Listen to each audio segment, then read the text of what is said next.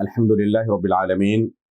والصلاة والسلام علی رسولہ محمد وآلہ وصحبہ اجمعین اشہد ان لا الہ الا اللہ وحدہ لا شریک لہ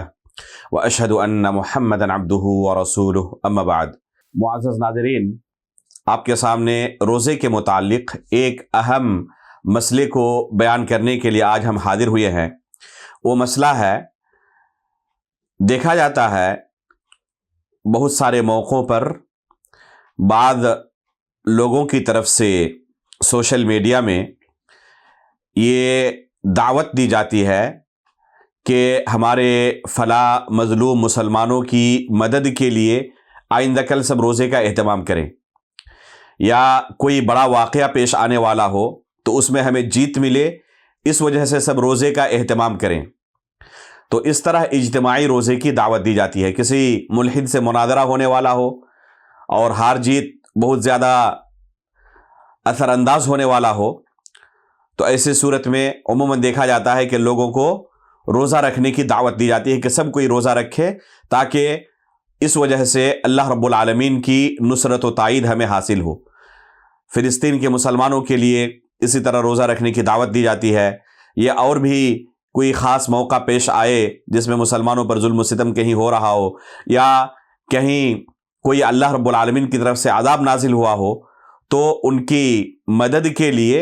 اس طرح اجتماعی روزے کی دعوت دی جاتی ہے۔ اس کا کیا حکم ہے؟ یہ صحابہ اکرام، تابعین، تبع تابعین، بلکہ اللہ کے رسول صلی اللہ علیہ وسلم کا طریقہ نہیں رہا ہے۔ اگر ہم رسول اللہ صلی اللہ علیہ وسلم کی زندگی کا بغور مطالعہ کریں تو پائیں گے کہ اللہ کے رسول صلی اللہ علیہ وسلم کی زندگی میں بے شمار ایسے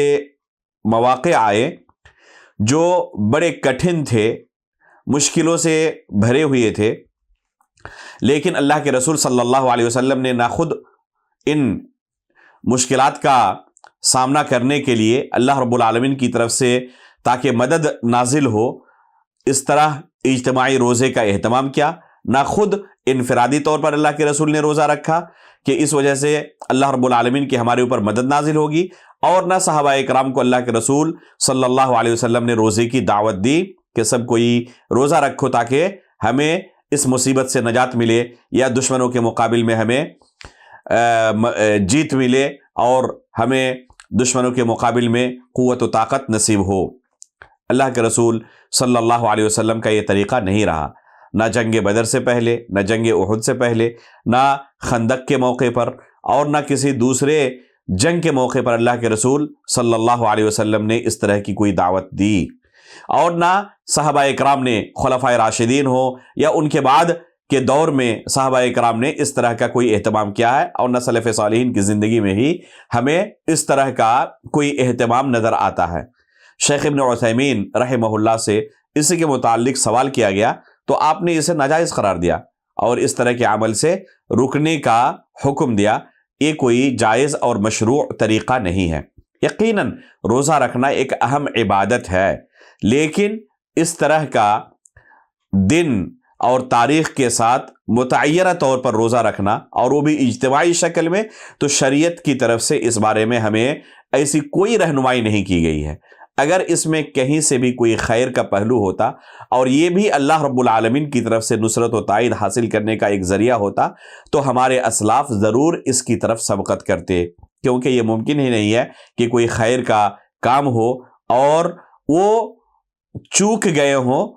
اور ہم اس خیر کو حاصل کرنے میں ان سے سبقت کر جائیں، ایسا ممکن نہیں ہے۔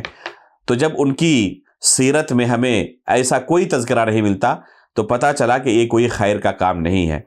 اور یہ کوئی ایسی چیز بھی نہیں کہ آج کے زمانے میں ہی وہ چیز پیش آئی ہو، بلکہ اس کا سبب سلف صالحین کے زمانے سے آج تک ہر دور میں موجود رہا ہے۔ سبب کے موجود رہنے کے باوجود بھی اس طرح کا کوئی عمل ان کی زندگی میں نہ ملنا خود اس بات کی دلیل ہے کہ یہ کوئی مشروع عمل نہیں ہے۔ لہذا ہمیں کسی بھی ایسے عمل کے ایجاد کرنے سے پرہیز کرنا چاہیے جس کی شریعت میں کوئی دلیل موجود نہ ہو، جس پر سلف صالحین قائم نہ رہے ہوں۔